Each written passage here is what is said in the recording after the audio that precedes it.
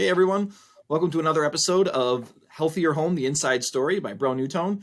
I'm your host as always, Dave Jones. We've got a cool episode today. With me is Pat Nielsen from our team at Broan-NuTone. He's a resident indoor air quality expert, code expert. He knows more about this stuff than I ever will in probably 3 lifetimes. So I'm super excited to have him here. And we've got another special guest that he invited. And Pat, I'm going to let you introduce him. All right, great. So my name's Pat Nielsen. I'm the technical products manager here at Broan-NuTone. Keep track of codes and standards, what's going on with green building trends, and even more so healthy building, indoor air quality, how ventilation can contribute to that and so on. So as Dave said, very excited to have Jonathan with us today. I met Jonathan at the EBA conference. He gave a great presentation there that I was able to sit in on, and was well attended, and I picked up a lot of great information. So Jonathan's organization is called Step Beyond Green to Healthy. He has a great website if you want to check that out. Their mission is to support and advocate for healthier indoor environments in a couple of ways. One, by educating contractors about techniques and products that they could use with their clients. And secondly, just working with the public to help them identify things in their environment, it may be affecting them without them knowing it. So anything you'd like to add to that, Jonathan? No, but you did. It makes me feel very important when you say it like that. Thank you. Sure, as you are. So we'll get rolling here. I guess starting off real generally, Jonathan, how would you describe a home that is healthy? Maybe in general, if you want to get in specifics, to air, but even more generally, I guess. I think when we describe what a healthy home is, I think that term has changed over the years. I think when we thought about healthy, we thought about eating, we thought about exercise, and that was taking place in our home. And so historically, a healthy home has just been a place that you could go and recoup. And what we found over the years, and I think what you guys have been talking about, is that our homes aren't necessarily the healthiest place to live in now. And so when I start describing healthy homes to people, we talk about, I think what I call it is a triangle. If you eat right and you exercise, but you're still not feeling right, there's that third piece of that triangle, and that is the place that you live and work in, right? So in order for it to truly be healthy, defining that, well, we're getting better at it, right? Indoor air quality is at the top of that list. In fact, I think it's been talked about, I think you guys would agree, it's been talked about for almost a decade, right? This isn't a new subject. We're just seeing it brought more to light currently. And so that's having effect on how people eat and sleep, and we're starting to make better connections to that now. So I think healthy homes we're finding can be a better place for us to rejuvenate. Yeah, makes sense. One obvious, and the next question, what do you think what is the cause of the increased concern and awareness of indoor air quality? The obvious thing is the pandemic. I think that is going to make people more aware, and that awareness and concern isn't going to go away anytime soon, if ever. Anything else you can point to for the reasons behind it? So I think we were building up to the pandemic. So I think our awareness started a couple of years prior to that, when we saw the organic movement really start to take off, and then holistic medicine becoming more of a mainstream, when people started to believe that a pill maybe wasn't the answer, and that they started to kind of look outside of the box, was the first time in the last almost century that we've gone outside of general medicine. And when you go outside of that, you start to open your mind to, what's causing these problems? And so we saw the essential oil movement take off right before the pandemic, which means people were aware that something was wrong with their environment, right? So how do I change that environment? And then it led into the pandemic. And the interesting thing about the pandemic is that people didn't feel good, right?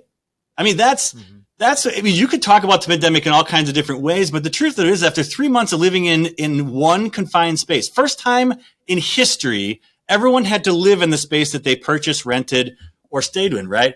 So why is it that if I don't encounter friends and family, why is it that if I'm doing what I'm told to do, why am I feeling awful? Why do I have symptoms like being the flu or things, but I haven't seen anyone?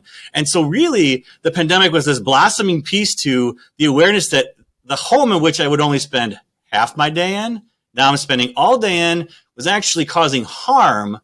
And so I think we had nothing but time to research, guys, right? I mean, what do we do when we weren't working? You start going, flu-like symptoms, home.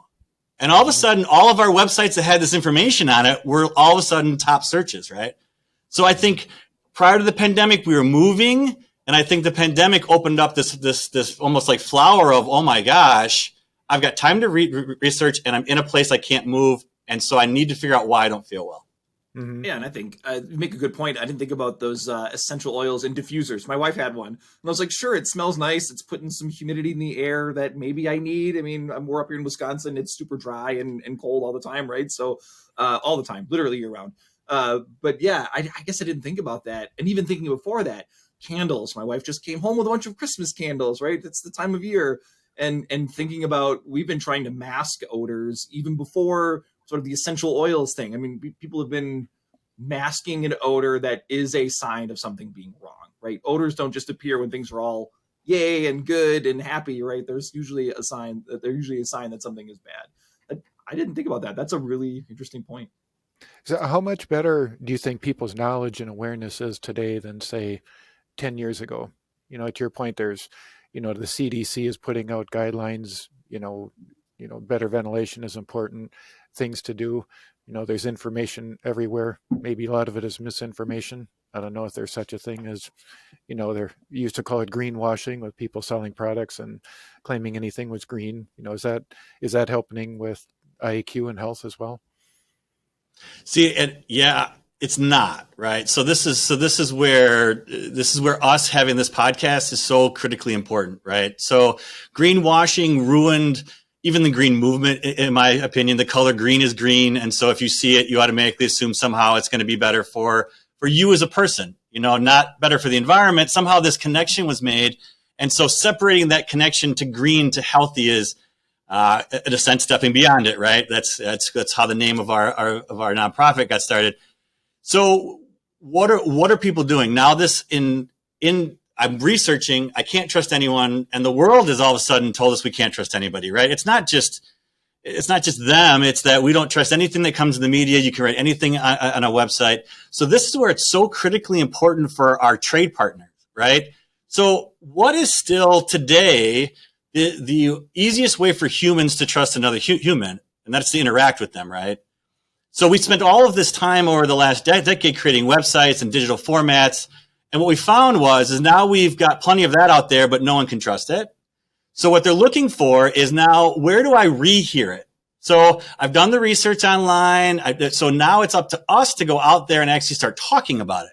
Because if we don't talk to our potential clients, to our potential trade partners on that, then it's not real, right? It's just another figment of the government's imagination, or it's the people when it first started with the aluminum walls, like all those people, like those were the people that, don't leave their house. And the truth of it is that started it perhaps. But as more of us started to realize that we can actually make a difference, those people are coming out of the woodwork and validating us, right? So it's critical that we get the word out on this level, on this communication, on podcasts, on face-to-face, at seminars, because again, if I can hear it a second place, then I can trust it. I just can't trust what I read because I can write anything. Mm-hmm. Right. Good point. Yeah. How do you feel, how do people judge indoor air quality? Is it, my house stinks? Is it, really sensitive? And I think you deal with this, on the streets every day. You probably get calls, I'm sensitive to this and my body's going crazy. Is it they're buying more IAQ monitors online and they're seeing that and saying, holy cow, how are they judging their indoor air quality? And I think I can refer back to Dave's earlier comment. They buy they buy candles, right? Something doesn't smell right. I'm going to buy a candle because if that's going to mask the smell, right? And I think that's what most people do. I think this is a great question because I think as we're seeing technology change, this comes back to a trusting factor, right? So I know that there's something wrong with my house. Most people, quite honestly, that I've dealt with for almost 15 years now, have really no idea what's wrong with their house, right? What they know is they can physically sense a change. And I will tell you that it's usually only one person of the household. It's usually, very rarely do I get a chance to talk to a family that's experiencing it, unless it's been like a huge mold exposure or something it's on a larger scale. But I would say in a typical household, there's always one person that's more sensitive. It is Scientifically proven, it's usually women. And I say that because women's bodies have to be able to adjust during pregnancies. And so they have their body are much more susceptible to chemical changes and trying to reset. So they're constantly trying to do that, where males, it's more of a genetic thing, or we had a traumatic accident, like a car accident, or a huge exposure point, asbestos, large exposures to mold. Males take a different type of connection medically in those environments. So I typically I'm talking to a female. It's typically one that's had a child or two. And because the body doesn't reset afterwards the same way it started, they're more sensitive in certain areas. So I usually say they're my canary. I usually, and the way that they'll describe it as, I got a headache every day. I've established a rash. I just don't, my heart is irregular beating in certain areas of my house. Like, they're the first ones. And I'll tell you what, the opposite person is always like, you're crazy.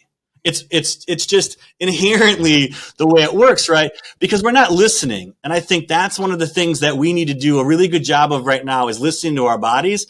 We're so used to wearing technology on our arm right now that tells us our heart rate. It tells us all these amazing things, except it doesn't tell us how bad the environment is that we're sitting in right now, right?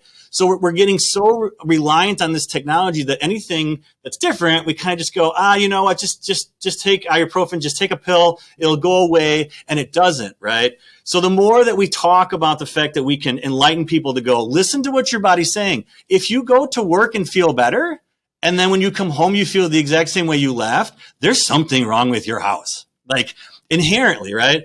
And so what's happening is, I think you guys are kind of on the forefront of it, is this amazing feature to actually put what I'm feeling into some scientific data that I can read on my phone, right? And that's really what we're critically getting to, is I want to see all these numbers.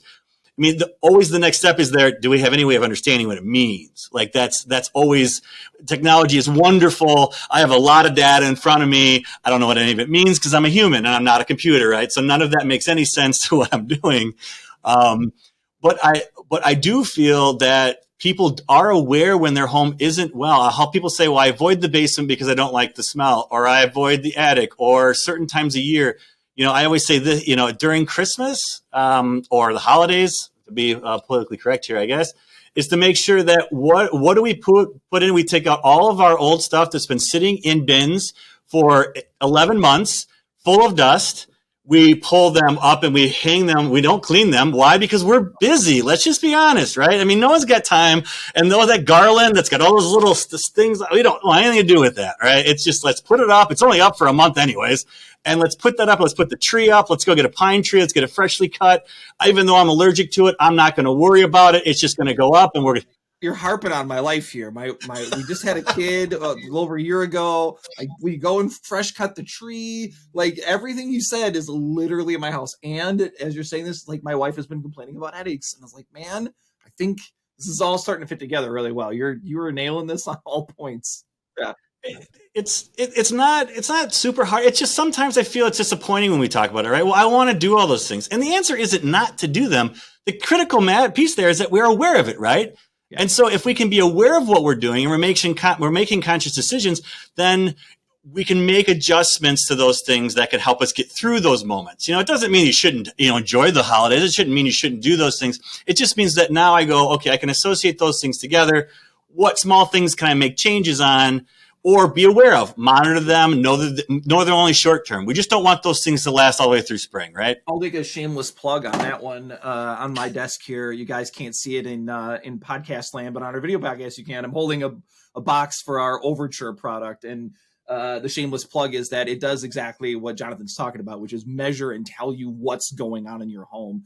So you can actually know it. And I have a couple monitors around my house. I don't have anything to do with them yet. I don't have a system in place, a fresh air system to move air around like I need to and bring fresh air in, but it's telling me that I got to worry about it. So I'm totally following where you're going here. That makes a lot of sense, that we need to do something with this data, make it real, and not live our lives. I have a dog too. He's probably snoring next to me here. Y'all can hear him on the podcast, but that's dander, that's smells, that's all kinds of stuff too, that I'm not going to get rid of my dog for that, right? But it makes sense to do something about what he's got, the dander. I can run an exhaust fan somewhere. I can run a fresh air system, and an air filter somewhere in my house to pull that stuff out.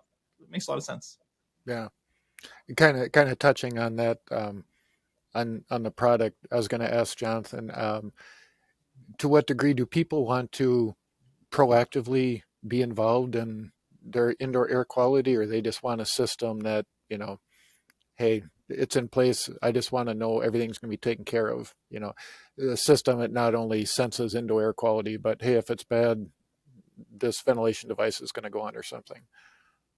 I think take someone who likes a brand new car and take someone who likes to fix cars, right? There's always going to be a layer of someone who goes, I want to, get it, forget it, and let it work.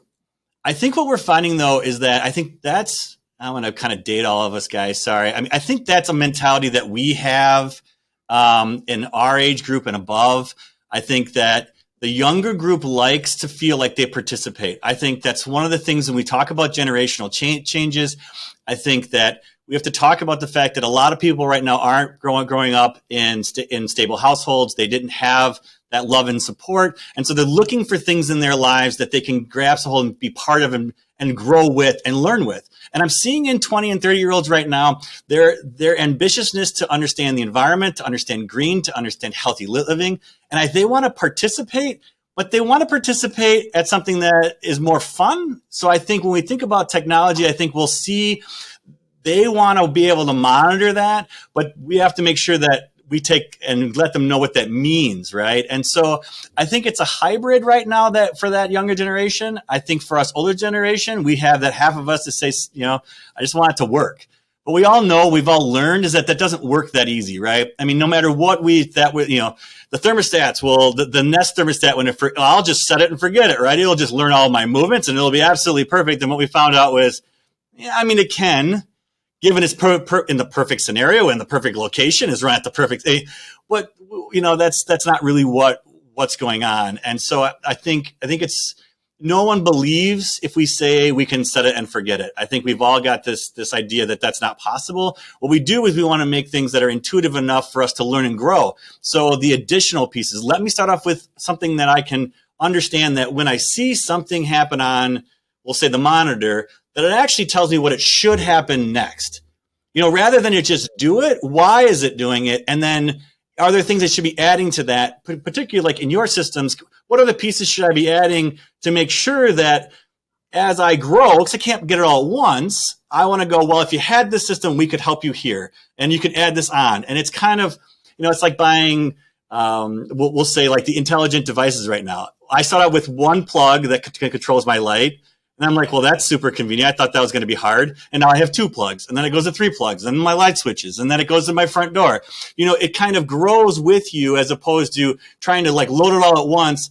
Because we also know that loading things all at once, it doesn't always work out that they all do exactly what we'd hope they would do, right? And technology changes. So you don't also want, this generation wants to be cautious on how much they're investing. That's going to change over time, right? So this is a relatively new thing with indoor air testing. Technology is coming across. Sensors are changing. We're getting to have more data. So it's like, well, I don't know if I want to invest it right now because a year from now, it's going to be completely different, right? So I think they're very much cautious out there right now going, I like where this is going. I'm seeing this stuff hit all the markets, but I'm just going to sit back and kind of see where this goes, because really what drives it is it going to be something that is continued on the market, or are we going to see this kind of come and go? And I don't want to be one of those that rides the come and go. I want to be part of a technology that's ever growing, right? Totally. My wife and I are elder millennials, technically. Don't let the shaved head and the gray and the beard fool you. We're both elder millennials, but that's our MO too, right? We've got rings and all the other things that we have in our home and all the smart outlets and switches and whatever, but it started with one.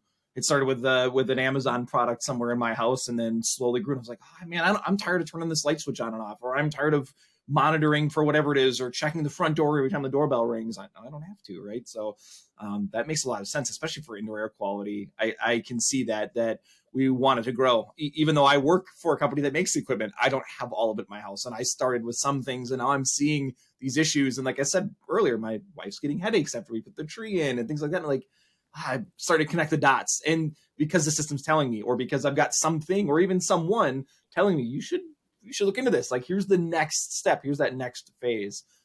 I like that. Good. Next question. When it comes to Jonathan, if you could speak a little bit to the differences in, I guess, challenges or opportunities between new homes, where the builder and the homeowner can have a clean sheet of paper, what are we going to put in here? What are we not going to put in here? Between, what things are going to be sources, potential sources, and what things can we put in to deal with them versus existing homes. Someone, you know, how do their options differs between new build, clean sheet of paper and existing home, and what kinds of things can we retrofit into here to help with problems? All right, let's start with the easy one, remodeling. Surprisingly, remodeling is actually way more easy to identify, swap, and create a healthy home than it is new home construction. Partly because the variables have pretty much been set in stone, right? So the house has been there multiple years. So as far as your first time off gassing, that's already done, right? So a lot of those materials have had time to breathe and do those things. Also, a lot of our older inventory homes had better lumber. Let's just be perfectly honest. It had more solid lumber. It had floor joists that were solid. It had solid subfloors.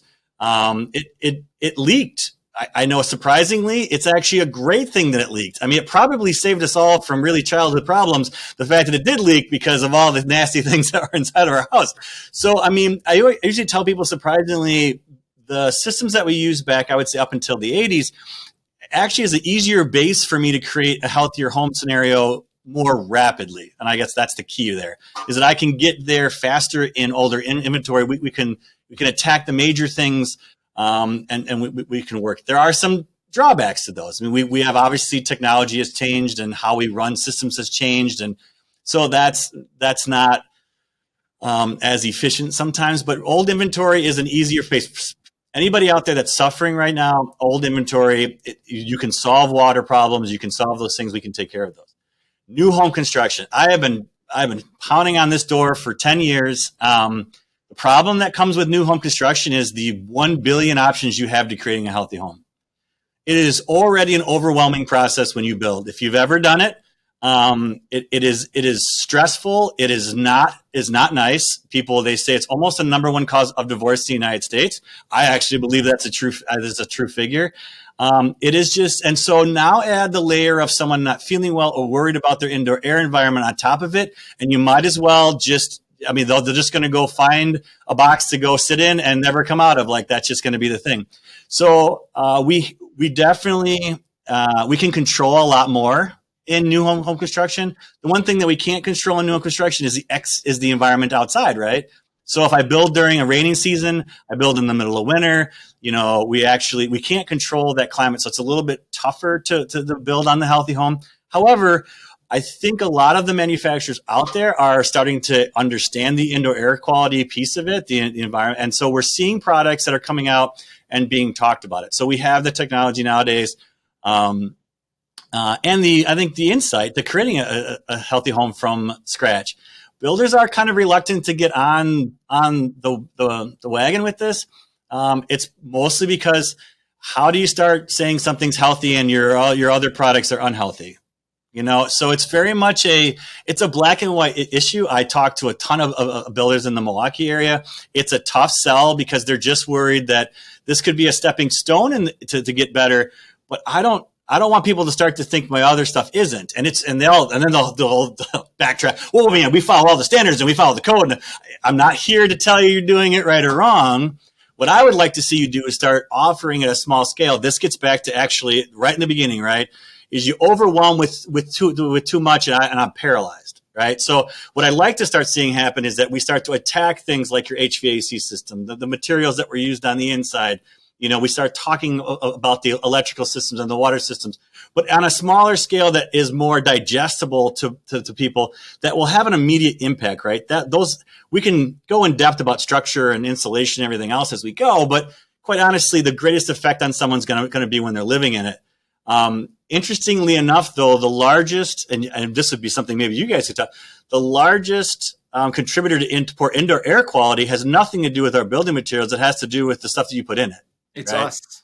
Yeah, it's what we're wearing. It's our furniture. It's what we do. Yep. And so that's like mind blowing to people. Well, what do you mean? You're telling me it's all contractor based and you can help me? And well, don't get me wrong. all what I like describing is that what we're trying to do is limit your exposure point. We're never going to get rid of, I mean, there's natural VOCs occurring. The smell of an orange opening. There's all these things that are natural. That's still a VOC, and our body still reacts to it. But historically, we've been able to adjust to that and able to continue without any symptoms. Well, now the synthetics are throwing a really big wrench in the whole thing. And so our body's struggling to identify what's good and bad. And so it's just creating a reactive environment for us, for our bodies. So what I tell people is, I mean, we can do our best to offer services and products that can really change your life, but also understand it's a lot of the stuff that you're going to bring in that equation. Yeah, I got to be fair. I don't know if I answered your question. I apologize. Yeah, no, that was good. I think you did. That was good. I've got a follow up on that. The process can be overwhelming. You said that, right? As I'm building a home, even I think if you're remodeling, it could be overwhelming too. We do these project plans up front. You've given 1,000 things to look at, from the hardware on the cabinets to light fixtures to what kind of washing machine am I getting, and flooring. And I mean, there's a million questions, colors, and you're trying to think 10 years down the road, because I don't want to remodel again or build new again or remodel my new build because the color palettes have changed and my counters, those hot pink counters I put in, are no longer acceptable, right, to modern taste. Do you have recommendations for someone that's going into that process as a homeowner as to what they should do? Can they slow down the process, or do you know if that's even something that they can address with their builder partner or remodeler and say, can we slow this down, or is there a good place to start when they're working with them? Do you have an answer for that? I think that you hit the exact phrase that you can use. Slow it down. Okay. So in the remodeling and building industry, the only thing the trade contractors hear is how fast can we do it? Right? I have never run across anybody who, if you said, can we slow it down and take our time, would go, nope, let's go. We got to have this done in a week. You got to pick the worst things on the planet. Yeah. I think the thing is that we consumers, as you're listening, you're a driving force, but that can be a good and a bad, right? So some people out there are going to go, well, this is my remodel and I'm going to do it my way. Well, understand that you should be working with someone who you actually complement each other with, saying, I want to do it the right way. And if that means, I want to spend more time with materials, I'm going to spend more time with that. I think that discussion up front, I think that when we talked about trade contractors starting to talk to the public about things that they can offer, it has to be driven, though, by the consumer asking the trade contractor, what do you know? Right? So everything everything that we do, any consumer product that's out there, is driven by the consumer. It's not because we thought up this amazing idea and we think you should do it. I mean, that's never succeeded in the history of any product, right? It's always whether the consumers, we build products and we introduce them based on what we believe the consumer is looking for, based on data that we've collected, right? So it's always interesting to me when people are like, well, can I talk to my remodeler or builder? I'm like, oh, please. They'd love to have that conversation, but you're nervous. And quite honestly, every salesperson in the world is nervous, because the salesperson is trying to sell you something and they're hoping you're going to buy it. And you're nervous because you're like, well, can I ask these questions? I don't know if I should ask these questions. I mean, if I ask those questions, will you think that's weird? What if he doesn't have an answer to those questions? Should I stop this conversation? And then all of a sudden you're like, I'm just not going to say anything. I'll sit here. Right. And that's the look I get from the other side of the table. And I'm like, oh boy, time out, slow down. It's okay. Like, breathe. I don't want you to pass out here. And so it's really a funny dynamic when I talk to a lot of sales teams. It's one of those things that they're like, how do I figure this out? And I said, the truth of it is that we need to look around the actual room, right? So if you're at your house, Dave, right? So if I see that there's a sensor on the wall, and I see that there's an indoor air purifier in the room next door, and I'm in there trying to talk to you, right? My first thought should be, this person cares about the indoor air quality. What services can I offer that will improve their indoor air quality, right? Why is no one doing that? Why is there not a salesperson in the world that can't look around a room and go, this place is a mess? We need to talk about the fact they're not organized. That means this process is going to be completely unorganized. How do I help you organize this? And let's talk through what's going to work with your life and things like that. And so it's interesting because we're just so used to selling things now, right? And so whatever doesn't sell, I just ignore, even if it's the right thing to do. And then we yell at consumers, well, why aren't they picking the best products? We didn't even tell them about it. Sure. Right? Like, how are they supposed to know that you even offered those things because you were so concerned about, well, they look like they're not going to spend a lot of money. So I'm just going to tell them that whatever the cheapest thing that I can get in there, and then I'll try and upsell them instead of going, wow, this person really cares about, indoor air quality. And we should talk about the systems. I mean, I can get you a furnace or an HVAC. That's easy. Let's talk about some of these other features that actually might help you with not having to use all of these all the time. Sure. Well, all of a sudden now my mindset's changed, right? We haven't even talked about the unit anymore. Anybody can sell me a box.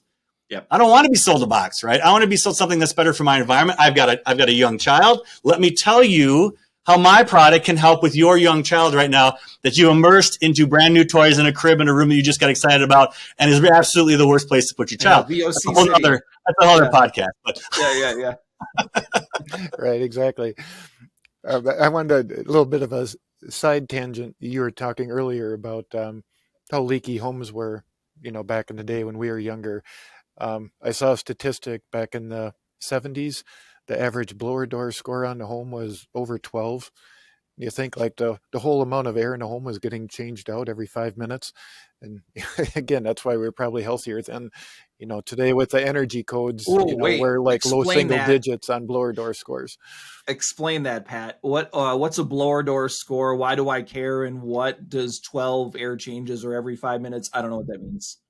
So a blower door test is something you can do on a house to tell how tight it is. You depressurize the home with a big fan, and then you look at how fast air is coming back into the home. That tells you how many holes there are in the building envelope. And it's measured in how many air changes per hour happen. And like I say, back in the 70s, it was over 12 air changes per hour when you did one of these tests. And today with new energy codes, we're in the low single digits, so we've just gotten things so tight. So everything we're talking about here is so much more important. Whatever VOCs or whatever you have in your home, they're stuck there unless you do something about it. So do I want 12 air changes per hour? It's good for your indoor air quality. It's not good for your energy bills. So that's kind of what everything is about right now in the industry. You may have heard the term build tight, ventilate right. Some people say, oh, if we build too tight, indoor air quality won't be so good. It's one or the other. No, it's not one or the other. You can have both. Build as tight as you want. The ventilation products are out there today to get bad air out, get fresh air in, and do it efficiently. Things like a ERV and so on. So it doesn't have to be a trade-off. We can have both. And that's what Cool. Jonathan's, organization is all about. I think the last question I had made a little more on to what degree, when it comes to indoor air quality, it's focused a little bit here on the end on ventilation. When consumers or home buyers think of how am I going to improve it, do they think air purifiers? Do they think candles? We like to think they think about ventilation. Air purifier is going to get particulates out of the air, but it's not going to help you with carbon dioxide and other things like that. To what degree do people think ventilation is a solution, and do you see that changing, or how can we educate more on that? I guess I would say, why, just to play a little devil's advocate, why do you believe that CO2 isn't taken out by an indoor air purifier? According to, it's an indoor air purifier. It's just going to clean the air, Patrick. So, and I lead into that because I think that's what the industry, that when we talk about ventilation, that's what we're up against, right? So I can go to a big box store right now and I can say there's 3 air purifiers that tell me they're going to clean my air. It doesn't have to say anything else, right, guys? I mean, at the end of the day, it's going to clean my air. And as a consumer, I'm not educated enough to go, well, what's it cleaning and what's in it? Like, what's harmful? What's not harmful? And so it's when I panic. And I say panic because I think the pandemic also, is I can associate it with panic. When I panic about my indoor air quality, I immediately jump to I have to solve it. When I have to solve something that I don't understand, I rely on the store that I'm shopping in at that moment. Again, any big box, I try to stay away from the names. And I'm walking down the aisle and I see 5 of them and I go, all right, $40, $400. Well, what does the bank account got in it? Because I'm scared to death of what this is going to do. And so I'm going to look at this and go, well, I don't know any of the difference. So I'm going to go right in the middle because that's going to be my best guess, right? I mean, just inherent. Like, that's Let's just be honest. That's how people are making decisions, and they make decisions on anything, right? Anything that we do in buying right now is judged on a variable. Here's the most inexpensive. Here's the most expensive. Unless I've taken the time to educate myself on it and educate we talked about that today, but I don't actually know the difference between anything. So when you say, I didn't have CO2 in it, well, I don't know that. Should I be worried about CO2? I mean, I've heard the words. They've taken those fire, fire detectors, and they've added CO2, and they put them on the ceiling, right? But then they tell me CO2 is like heavy. So why would they put them on the ceiling if it's going to be for heavy? Like, these are all the mixed things that as an industry that we put out there, and we go, well, we put it up there because at least you got them. But now you're telling me that that's not a useful place for it.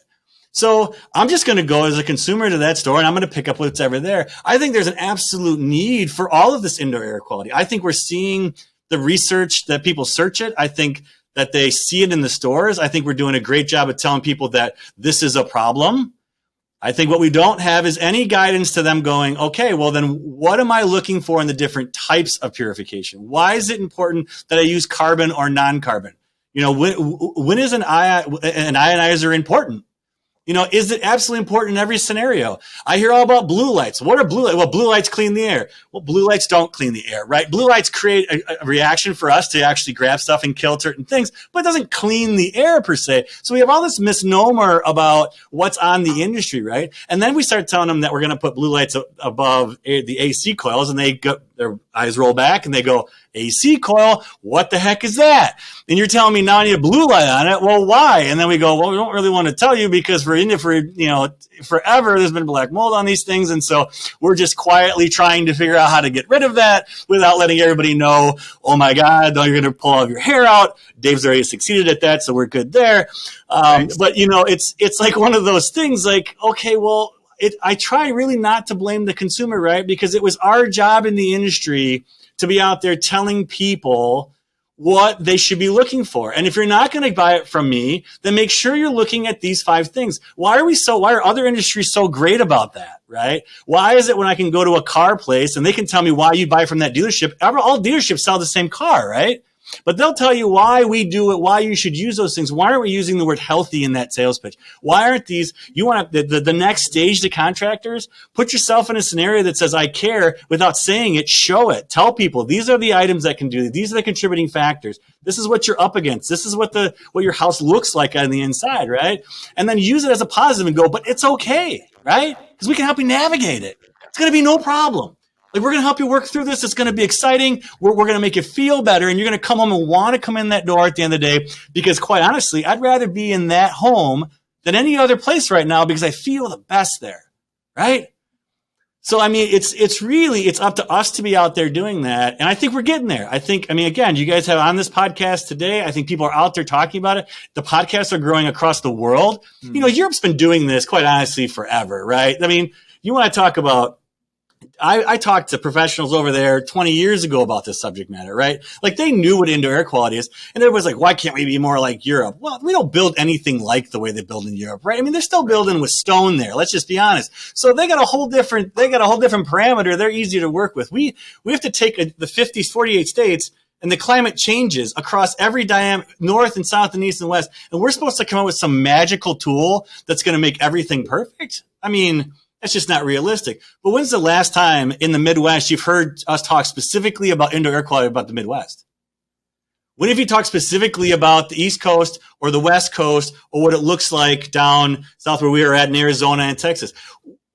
We would create this product and say it's good everywhere. Well, that's not good everywhere, right? You can't. This is why the tightness of homes have gotten such a scrutiny. It's because in certain demographics they got it. Right? Make a house super tight, understand low humidity levels. We can take care of all this. Now slap something up like in the Midwest where you open the door and you can change that environment in degrees and humidity, and literally it can change between 8 a.m. and 5 p.m., right? Now try and control that with a system that someone intuitively understands in their home. Like, I can't get commercial contractors and commercial places to understand that. You're going to ask the everyday homeowner to do it, right? So it's kind of one of those things where what we got to do is just get out there and start setting parameters for people to look for. and let them make the decision. They're going to make it anyways. You got to not be afraid of saying, here are the things, and here's how it affects. Here's how I can change your life. And you know what? Quite honestly, we've got the best product. We believe that. However, if you don't, please make good choices in what you're about to do. Because again, become the trusted contractor, become the trusted trade professional. They're going to come back to you for round 2, right? Yes. Great points. Well, this was great stuff, Jonathan. Dave, I don't know if you have anything else. No, very that was enlightening. Awesome. That was great. I really appreciate it. Tons of cool information here. Really good pointers. I think we got pointers for both our homeowners that are listening and the pros that are out there too. I think this was really cool, and it was exciting talking to you. I feel like we could have 17 more conversations about this and still never scratch the surface. So we really appreciate your time, Jonathan. This was really great. Hopefully all our listeners appreciate it too. Where can they go to learn more about your organization, Step Beyond Green Healthy? Excellent. You can go out to stepbeyondgreen.org. All the information out there about our non-for-profit. We are just like anybody else. Also, you can find a list of our current members, and those members. What's unique to Step Beyond Green is that we actually take our members through a training program. We require them to keep up on credits. We're trying to build a better community so that when you place that phone call and you say, "I'm looking for something healthy," the other end is absolutely, let's guide you through it. So make sure you check it out. www.stepbeyondgreen.org. Cool. That's awesome. Thank you for that. Hope you guys go and check that out. It's a really cool organization. So that's it from us.